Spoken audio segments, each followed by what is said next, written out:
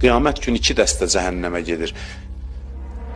Zülm və cinayət eləyənlər və zülmə və cinayətə biganə olanlar, ona razı olanlar.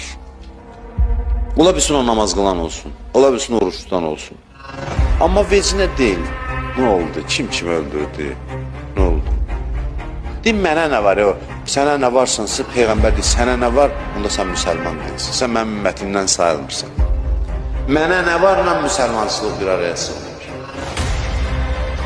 Eşidəsən xəbərlərdə ki, haqsız yerə, filan yerdə, harada bir insan qətlə yetirildi. İnsan narahat olsun, bu müsəlmançılıq göstərsin.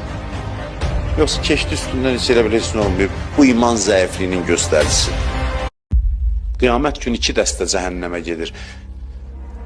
Zülm və cinayət eləyənlər və zülmə və cinayətə biganə olanlar, ona razı olanlar.